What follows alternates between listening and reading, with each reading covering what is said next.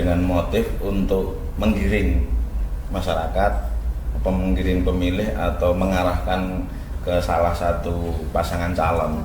Bagaimanapun juga kan pengawas itu harus lebih paham dari yang diawasi. Harus berani kan? ya, Bu? Iya, harus berani. Wah, ini kok ada bantuan, jangan-jangan ini dari salah satu calon atau apa?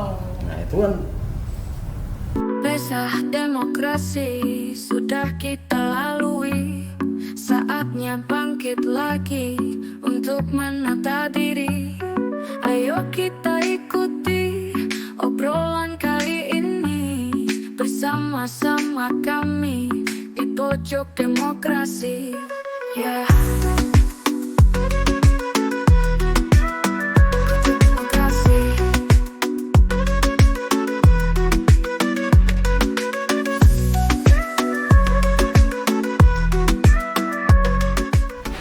Assalamualaikum warahmatullahi wabarakatuh. Sahabat Bawaslu, berjumpa lagi dalam podcast Pojok Demokrasi bersama saya Ayu Mustika.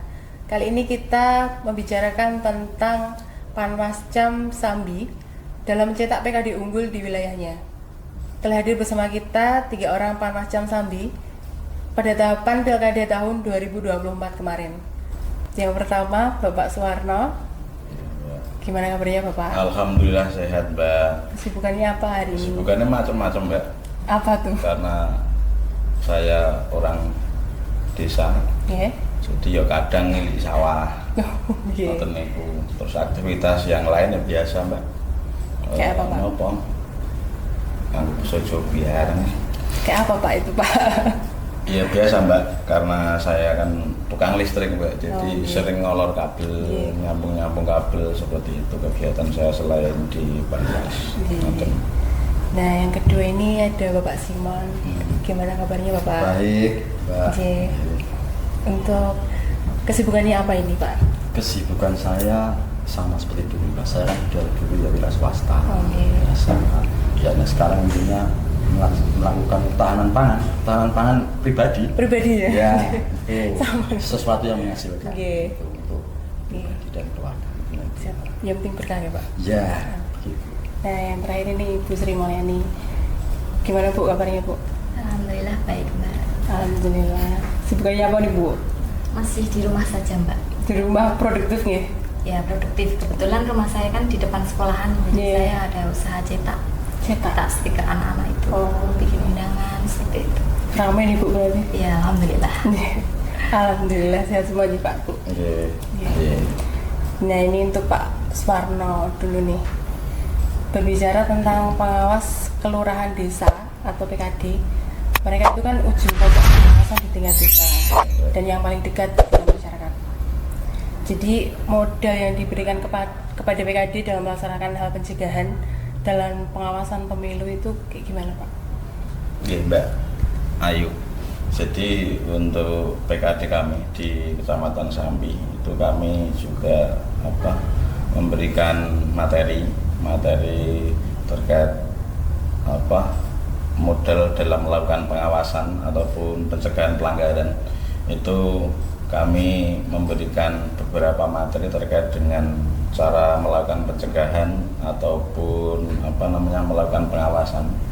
Jadi kami dorong PKD kami setiap ada pertemuan atau perkumpulan masyarakat itu kami dorong untuk hadir dan sebisa mungkin untuk melakukan pencegahan terkait dengan pelanggaran pilkada sesuai dengan tahapan di pilkada kemarin.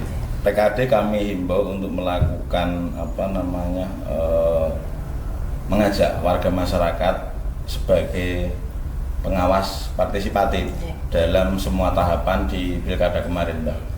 Seperti itu, Mbak. Jadi ketika di momen masyarakat berkumpul, kami dorong sahabat-sahabat PKD itu untuk minta waktu sebentar Untuk bersosialisasi untuk melakukan sosialisasi ataupun istilahnya untuk melakukan himbauan kepada warga masyarakat apa saja yang dilarang dalam tahapan pilkada kemarin, seperti itu, Mbak. Ya, itu ya Pak.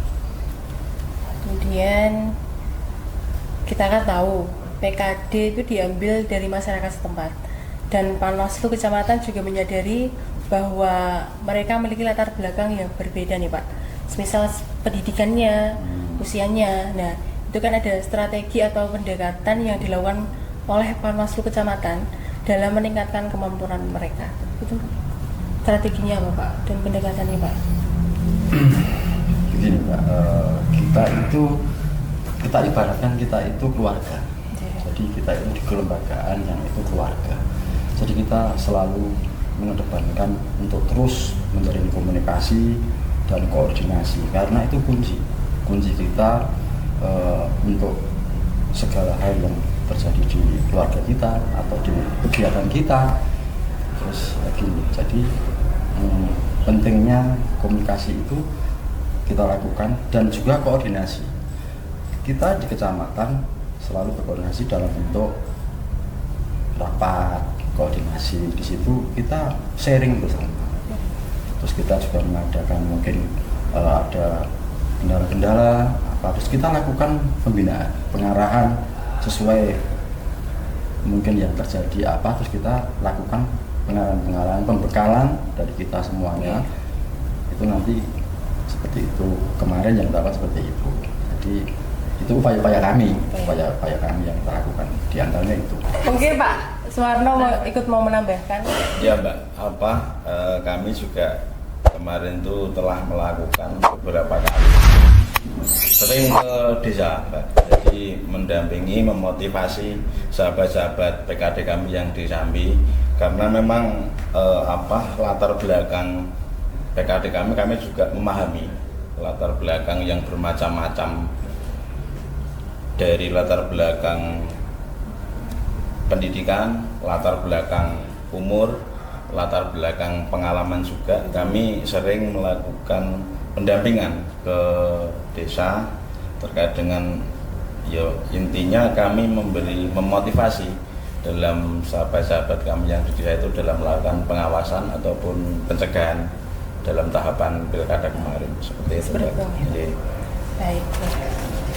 Selanjutnya kita ke Bu Sri Mulyani. Kita flashback dikit ya Bu. Pada saat rekrutmen PKD kan tentunya ada kebutuhan sumber daya manusia. Pada saat itu juga berbarengan dengan rekrutmen di PPS KPU nih. Nah itu bagaimana nih mendapatkan sumber daya manusia yang berkualitas dan sesuai dengan kebutuhan. Strateginya gimana Bu? Baik. Jadi untuk mendapatkan sumber daya manusia PKD yang berkualitas, kita melakukan rekrutmen yang ketat dan tentunya transparan. Ya, di antaranya kita melakukan sosialisasi secara luas melalui media sosial yang kami punya, Panwaslu punya, ada Facebook, TikTok dan Instagram ya. Kita sebarkan luas di situ. Kita juga tempelkan di balai-balai desa dan kita sebarkan ke tokoh-tokoh masyarakat juga agar semakin banyak masyarakat yang tahu. Oke. Selain itu, kita juga menentukan kriteria yang jelas untuk lulusannya apa. Itu kita menentukan kriteria yang jelas. Bisa menggunakan handphone, bisa menggunakan seperti bisa menggunakan handphone. Nanti kan laporannya kita banyak kan online ya, jadi cepet gitu. Langsung kirim. Ya. Terus berikutnya kita melakukan wawancara yang mendalam. Jadi terkait latar belakangnya, terkait kira-kira ya benar teknologinya bisa atau tidak itu. Karena terus bagaimanapun juga kan pengawas itu harus lebih paham dari yang diawasi. Harus berani, harus berani. Sedangkan yang kita awasi kan, yang diawasi itu nanti kan PPS. Jadi kalau bisa SDM kita itu lebih unggul dari PPS, seperti itu. Mungkin itu dari saya. Mungkin Pak Simon akan menambahkan. Terkait tadi menyambung Mbak Sri ya. Tadi masalah rekrutmen ya Mbak. Itu sebelum ke situ. Jadi kita itu ada kendala sebenarnya. Apa itu Pak? Terkait rekrutmen. Jadi kita itu di Panwas itu tidak punya banyak opsi. Jadi ada yang betul saya sampaikan tadi, namanya tadi sosialisasi sudah dilakukan. Tapi ada situasi tertentu, terkadang itu formasi itu di menjelang akhir itu pendaftar itu minim. Jadi mungkin di hari akhir cuma daftar minim, jadi kita tidak punya banyak pilihan untuk mencari kandidat atau calon yang kualitas. Kita nggak bisa, kita harus memakai itu dengan segala kekurangan dan kelebihannya, yaitu kita pakai karena tidak punya gambaran yang lain. Harus memilih, mungkin kadang hanya satu, ada dua, tapi kita tambah lagi. Kita terbentur oleh tahapan yang harus selesai, penutupan itu untuk sesi ini, jadi kita ya memilih itu kendala juga. Nanti akhirnya menjadi di dalam menjalankan selanjutnya itu kendala. Tapi yang disampaikan Bu Sri tadi betul, itu seperti itu. Dari saya tambahnya seperti itu. Mungkin dari Pak Nakil mau menambahkan? Oke, Mbak, menambahkan sedikit terkait dengan perekrutan Panwas Kelurahan Desa. Kami memang melakukan sosialisasi ke berbagai penjuru. Kami menjalin komunikasi ataupun koordinasi juga dengan ormas, organisasi kemasyarakatan yang ada di Sambi. Kami kami sebarluaskan informasi terkait dengan perekrutan Panwas Kelurahan Desa. Tetapi juga kembali apa yang disampaikan sahabat kami Mas Simon, memang kami seringkali terjadi ada kendala itu di masyarakat itu pemahaman atau apa ya Mbak namanya istilahnya menjadi Intinya mungkin partisipasi, Pak. Partisipasi. Pemikiran dari masyarakat itu minim. Karena ada beberapa yang kami ajak ngobrol itu, yang pertama itu ditanyakan honor, Mbak. Honor, ketika bicara honor di Panwas Desa itu kan di bawah UMR, Mbak. Jadi pemikiran di sahabat-sahabat kita warga masyarakat itu kerja sebulan digaji atau dikasih penghargaan hanya di bawah UMR. Jadi pemikiran sahabat-sahabat kita, saudara-saudara kita yang di desa itu seperti itu, Mbak. Jadi kerja sebulan, kontrak sebulan dengan honor segitu.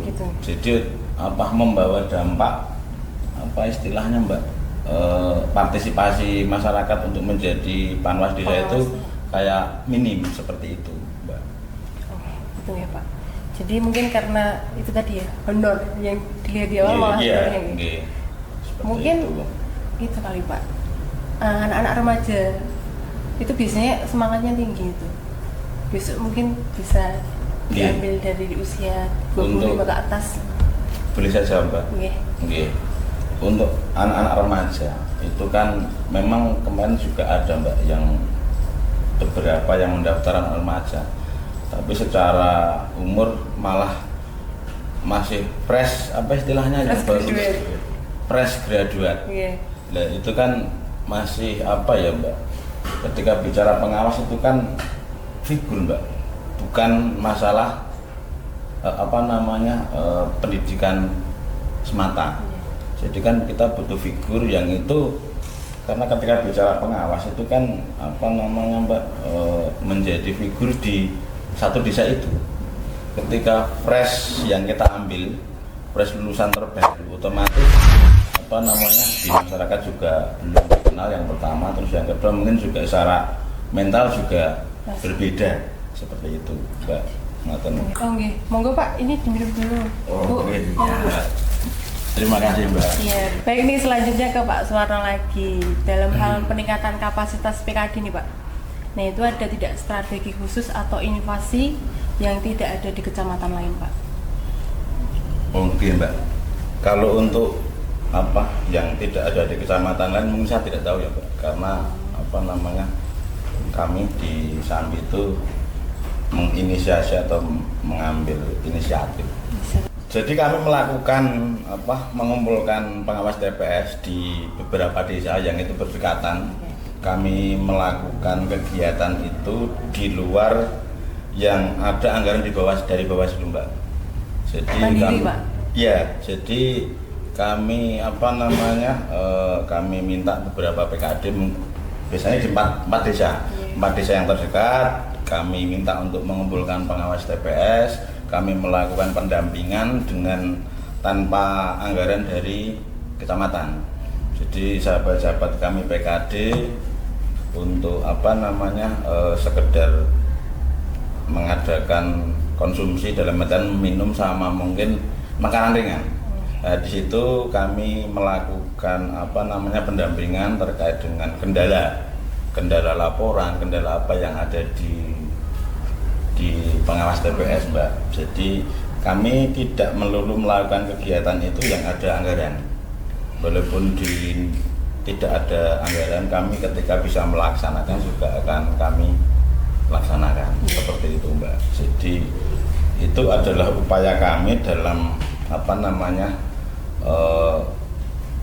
meningkatkan kapasitas jajaran kami yang ada di desa ataupun di TPS.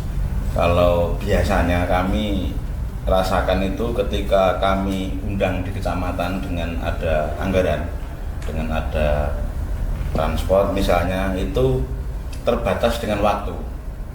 Dan kami juga meyakini ketika satu kecamatan mengumpul jadi satu ruangan, itu tentunya juga kurang efektif. Bukan tidak efektif, tapi kurang efektif. Secara sahabat-sahabat kami dalam menyerap materi tentunya juga banyak keterbatasan. Jadi kami berinisiatif melakukan itu ke beberapa desa, dikumpulkan jadi satu. Kita posisi ngobrol santai, Pak. Jadi ngobrol santai, tidak ada istilah narasumber dan peserta. Jadi kita ngobrol santai, apa yang jadi keluhan, sebisa mungkin kita memberikan solusi ataupun memberi motivasi bagi sahabat-sahabat jajaran kami yang ada di desa ataupun di TPS. Seperti itu, Mbak. Mungkin bisa ditambahkan, Pak Soman. Tadi terkait inovasi dan strategi ya, Pak. Gini, kita kebetulan saya kan di divisi PP, Mbak, penanganan pelanggan. Dan saya tidak tahu apakah ini juga dilakukan di daerah yang lain. Strategi kita waktu itu kita membuat link itu khusus untuk PKD dan bisa diakses seluruh PKD, hanya berhenti di Panwas memang di kecamatan.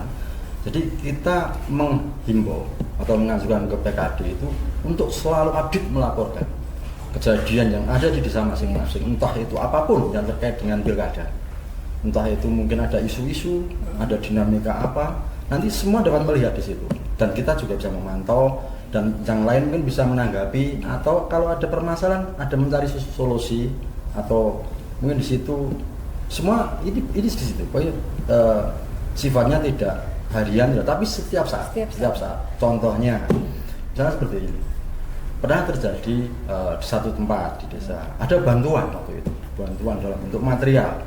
Itu kan isu, ada isu di lapangan. Wah, ini kok ada bantuan? Jangan-jangan ini dari salah satu calon atau apa? Nah, itu kan PKD itu mengupload itu kan seperti itu. Di situ kan ada yang main. Terus untuk hati-hati, cari dulu, diidentifikasi.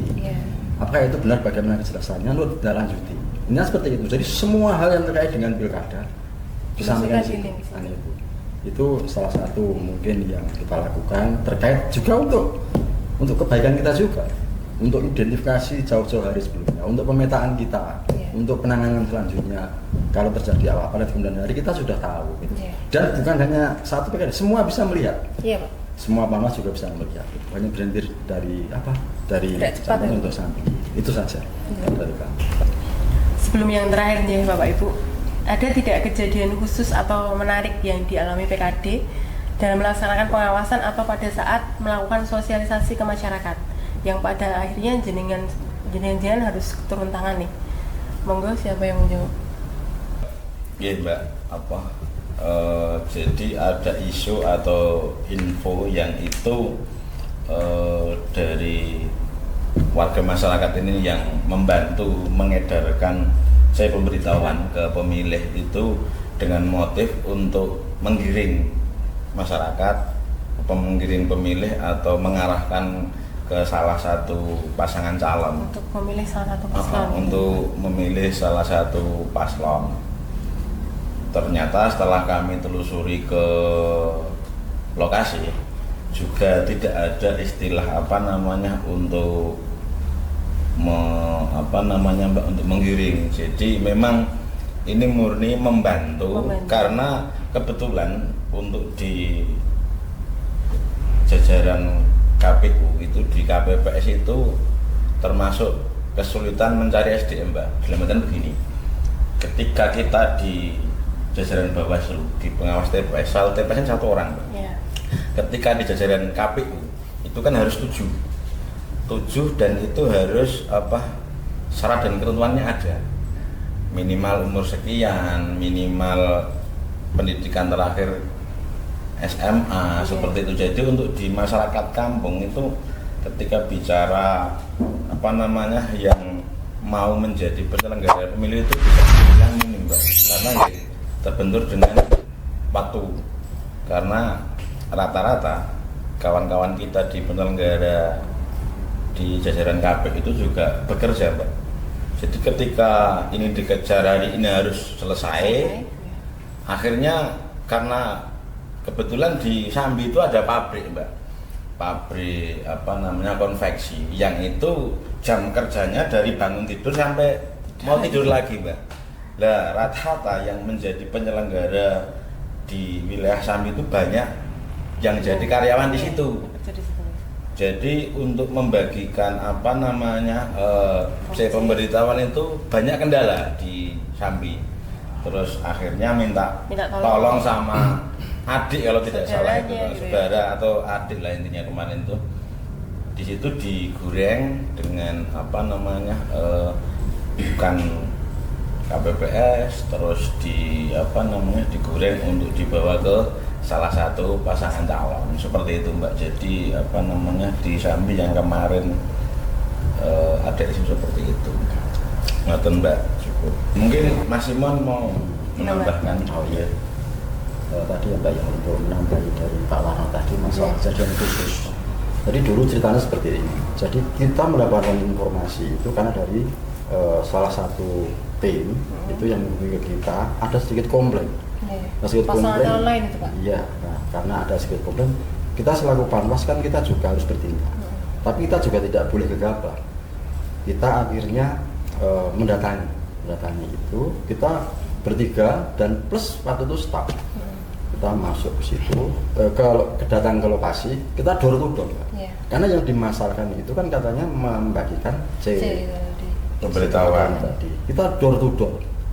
Jadi di TPS itu kita door to door. Jadi kita tidak hanya berdasarkan isu, berdasarkan katanya, kan kita nggak bisa seperti itu. Kita harus benar-benar pastikan, ya kita pastikan bahwa ini kejadiannya betul, kan, seperti itu. Nah, kita telusuri, kita door to door, kita tanyain sampai memang yang pemilih, tapi akhirnya kita mendapatkan kesimpulan bahwa itu tidak sesuai yang disampaikan. Hoax gitu ya, Pak? Iya, seperti itu intinya. Oke, Pak. Terakhir nih, Bapak Ibu, mau dijawab untuk masing-masing. Harapan ke depan nih untuk PKD, agar PKD lebih berkualitas dalam menjalankan tugasnya dalam hal pengawasan maupun sosialisasi ke masyarakat. Harapannya apa nih, Pak? Monggo, mana mau jawab dulu? Monggo, Bu. Harapan kami macam ya untuk PKD ke depan agar semakin berkualitas itu yang pertama adalah PKD itu mampu meningkatkan kapasitas diri itu secara mandiri. Jadi mereka mampu mau terus belajar, mau terus berkembang itu secara mandiri, tidak hanya mengandalkan pelatihan secara formal dari kami gitu. Jadi mereka mau membaca undang-undang, mau ikut berita, mengikuti berita dan ikut mencari informasi terbaru terkait kepemiluan itu secara mandiri gitu. Untuk yang kedua itu Panwascam berharap PKD itu mampu menjadi garda terdepan pengawas pemilu di tingkat desa. Jadi PKD itu tidak hanya melaksanakan tugas administratif saja.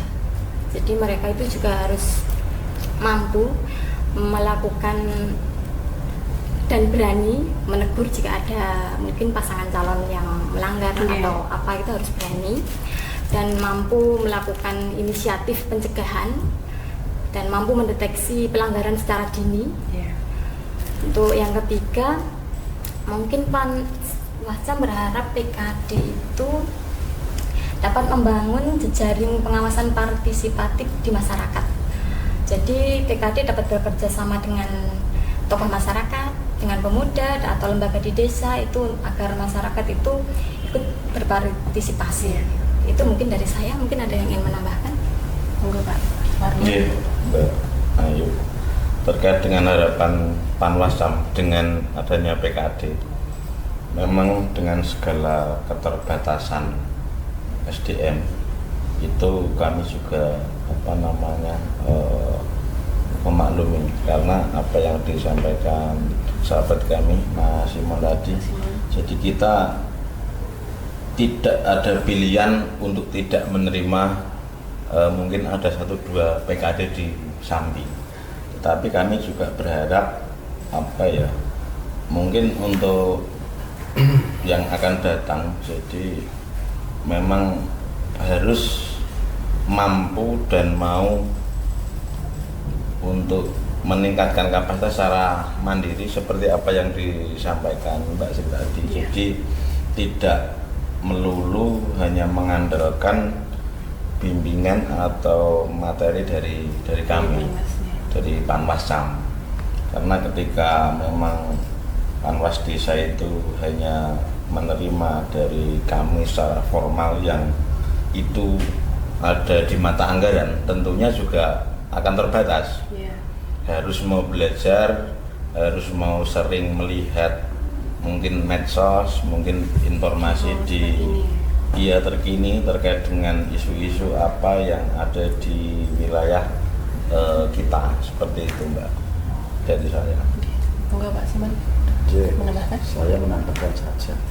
Jadi gini Mbak, saya atau kami ini kan sudah terkait aturan.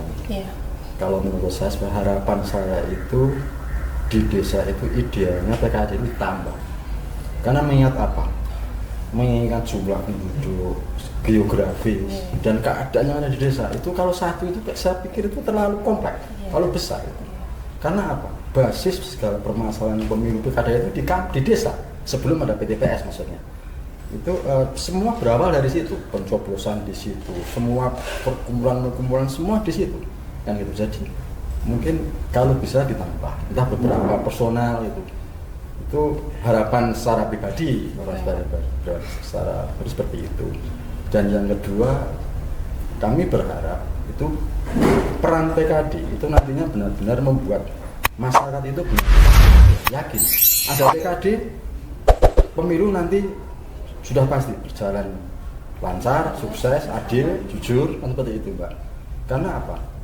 Karena PKD ini pengawasan yang ada di desa, dan akhirnya juga salah satu penentu keberhasilan pemilu itu juga karena peran dari PKD itu yang ada di desa. Baik, terima kasih. Mudah-mudahan harapan kita semua dapat terwujud dalam pemilu dan pilkada tahun depan ini, Pak. Amin. Terima kasih Bapak Ibu atas kehadirannya. Mudah-mudahan apa yang disampaikan tadi dapat bermanfaat bagi sahabat Bawaslu. Terima kasih. Sahabat Bawaslu, demikian bincang-bincang kita dengan Panwascam Sambi. Mudah-mudahan bermanfaat bagi demokrasi di Kabupaten Boyolali dan seluruh masyarakat Indonesia.